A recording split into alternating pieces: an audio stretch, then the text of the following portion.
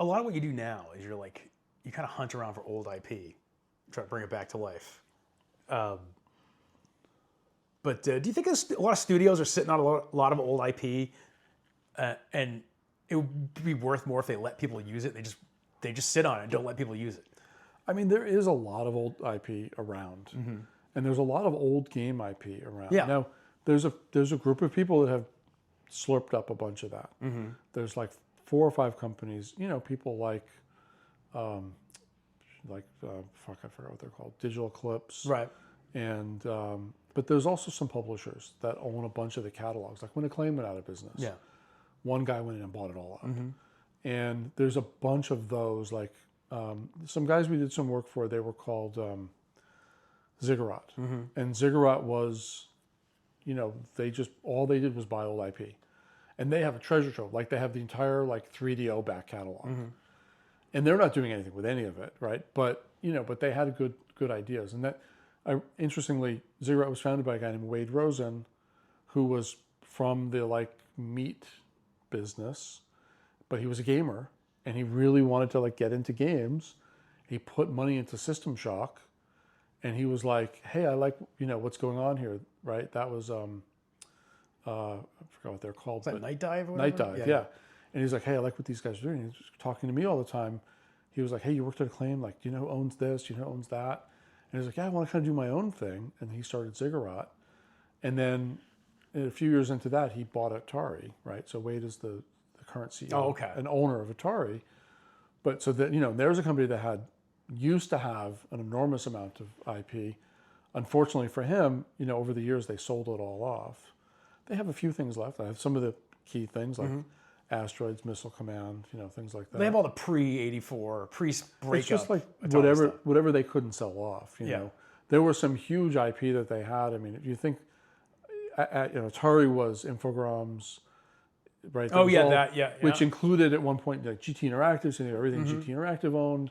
That included things like Total Annihilation. That included some crazy good IP, but it's all gone. But there are people like that are buying this stuff up. Like he will use that stuff, eventually. Yeah, it's kind of like with EA being taken private. Like I kind of think it's a racket, like most private equity deals. But what I'm hoping is, as part of the racket, as private equity does, they sell the company for scrap after somehow burying all their debt in it. It's going to unlock value because EA's sitting on so much IP. Like I don't know why they haven't brought Ultima back in this era of Skyrim. Ultima could be a gigantic property, and EA has so many properties from all the studios they've acquired and destroyed that they just don't exploit. And I just think that there's a mound of extremely valuable IP that's not being used. Ultima's a great idea. Well, I mean, even some of the recent IP, like if you think about Command and Conquer, they had a Command and Conquer. I think it was 10 years ago at this point. Yeah. And it was originally a single player Command and Conquer, the campaigns and all that. In the middle of that, I have a little inside information. A friend of mine was the dev director on the game. In the middle of that, EA decided that a game in a box that was a single player game didn't exist anymore. Yeah. Right? Games were going to be online multiplayer, game as a service. Nothing was going to be premium. It was all going to be free to play.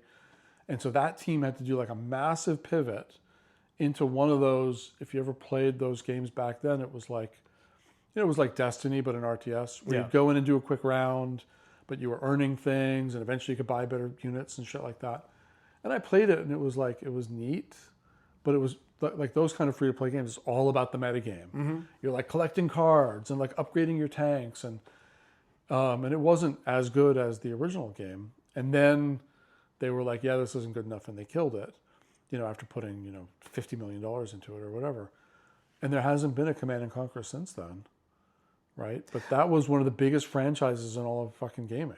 Yeah, but it's kind of like one of those things where they need to make so much money now from their games that these games that were big then are a tenth as large as big games today, quote unquote. So I guess it's not interesting to them. Activision has the same problem. How do you greenlight a game at Activision when the next game in their portfolio, Call of Duty makes $3 billion a year or whatever?